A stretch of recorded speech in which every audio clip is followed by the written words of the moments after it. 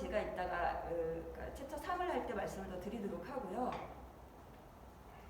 뼈 건강하고 한번 말씀을 드려볼게요. 뼈 건강과 척추 측만이라는 측면에서 봤을 때 제가 도대체 이 닭이 먼저냐 달걀이 먼저냐 이 그림을 가지고 왔는데 과연 뼈 건강이 무엇 때문에 안 좋아졌을까? 척추 측만에서 봤을 때요.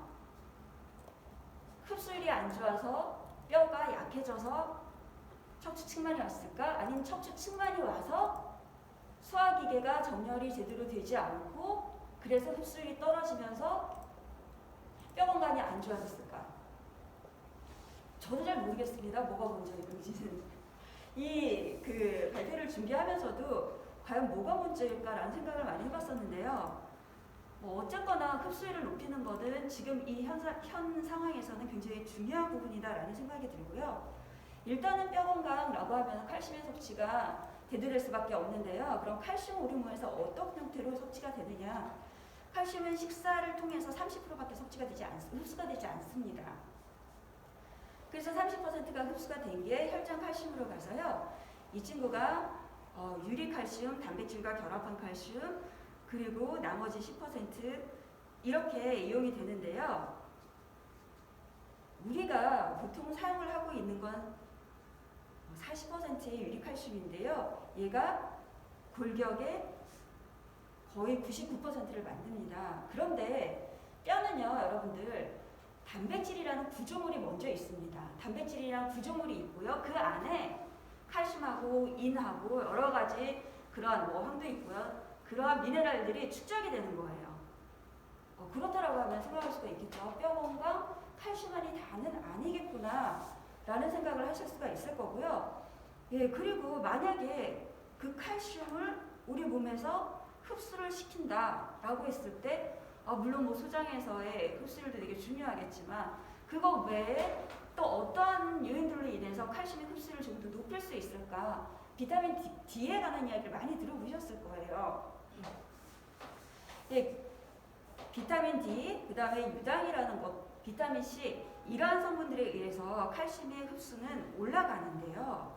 그럼 어떠한 경로를 통해서 비타민 D가 칼슘의 흡수를 도와주느냐 라는 걸 한번 보도록 할게요.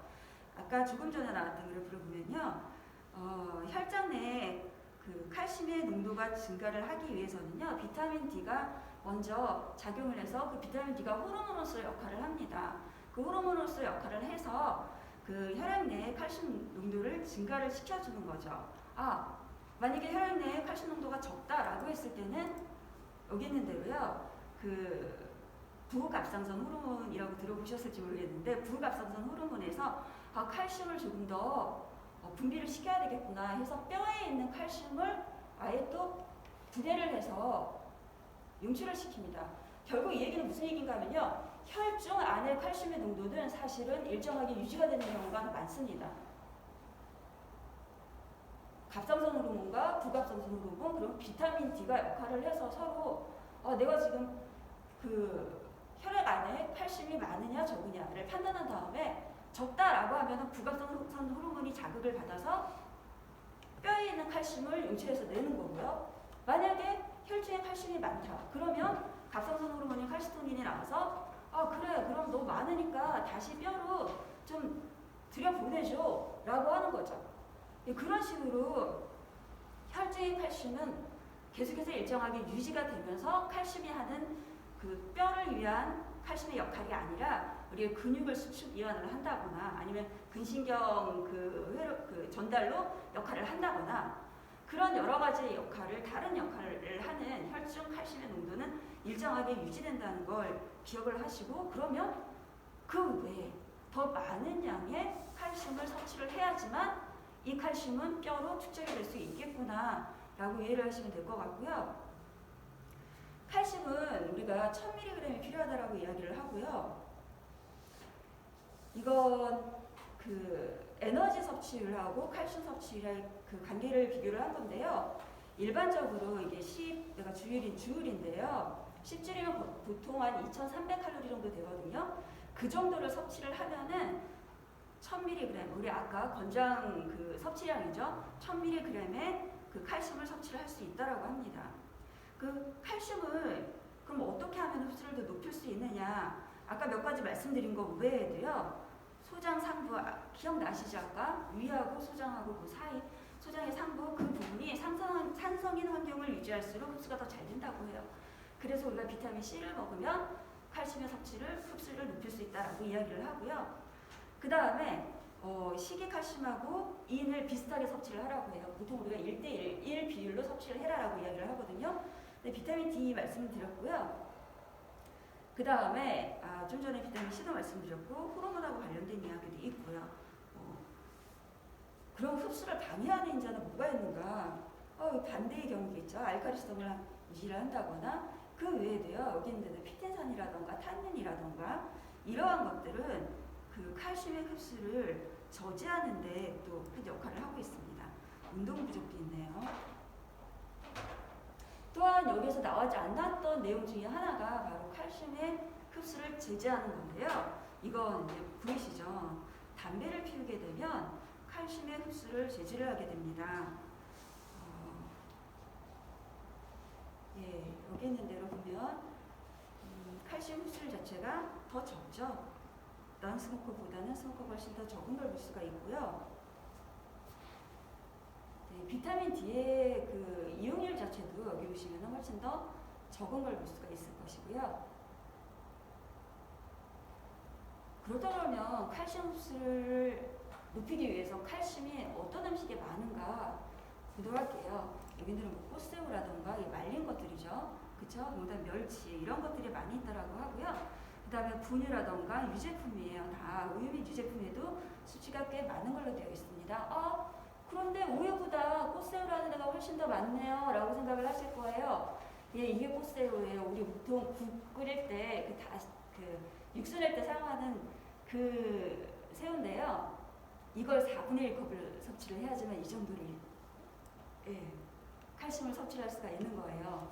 4분의 1컵을 드실 수 있을까요? 그쵸? 그 다음에 멸치도 마찬가지입니다.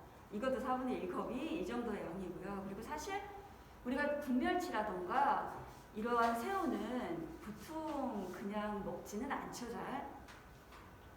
그래서 사실 칼슘을 섭취하는 데 가장 좋은 식품은 우유 및 유제품이라고 합니다. 근데 여기서 보면 자연 치즈가 굉장히 높은 걸로 되어 있어요. 그럼 자연 치즈가 뭐예요? 라고 이야기를 하실 텐데요. 여기 나와 있는 게 자연 치즈입니다.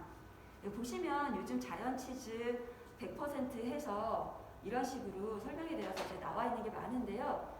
이거 아마 구워 먹는 치즈라던가 뭐 여러 가지 형태의 치즈들이 자연 치즈라고 생각을 하시면 되고요. 가공 치즈는 조금 더 함량이 낮은 걸로 되어 있어요. 여러분들이 흔히 알고 계시는 체다 슬라이스 치즈가 가공식 그 치즈에 들어간다라고 생각을 하시면 되고요. 무엇보다 이 가장 간단한 게 우유를 섭취하는 게 가장 간단하게 칼슘을 섭취할 수 있는 방법이다라고 생각을 하시고 가능하면은 우유하고 유제품은 매일매일 섭취하실 수 있도록 진행하시는 게 좋으실 것 같고요. 비타민 D에 대해서는 아까 말씀을 드렸기 때문에 넘어가도록 하겠습니다. 대신에 비타민 D가 많은 음식들을 보면요. 정어리 캔이라던가 고등어, 연어도 그렇고요. 우유에도 꽤 많은 양이 있습니다. 그래서 이런 것들을 섭취를 하면서 칼슘과 비타민 D를 함께 섭취하는 걸 한번 계획을 해보시기 바라고요. 그리고 비타민 D와 칼슘을 함께 섭취를 했을 때 과연 우리의 그 척추측만에 어떤 그 결과가 있었었는지 보면요. 그룹을 세 그룹으로 나눴던 연구인데요. 첫 번째 그룹은 그냥 일반 플라시보고요. 두 번째 그룹은 칼슘 600이랑 비타민 D를 400유닛을 섭취를 한 거고요. 세 번째 그룹은 칼슘 함량은 똑같은데 비타민 D가 배죠. 그렇게 섭취를 한 그룹이에요. 이 두 그룹을 봤을 때요. 여기 있는 대로 보면은 첫 번째 그룹하고 비교를 했을 때 혈중에 있는 비타민 D의 양은 아무래도 세 번째 그룹이 가장 높은 걸로 되어 있었습니다. 마찬가지로 그 뼈의 그 경도를 측정을 했는데요. 이거 같은 경우에도 세 번째 그룹에서 좀 유의하게 차이가 있다. 라고 되어 있습니다. 따라서 여러분들은 칼슘하고 비타민 D를 섭취하실 때 가능하면 비타민 D의 섭취량을 권장량보다는 조금 더 섭취하는 게 도움이 될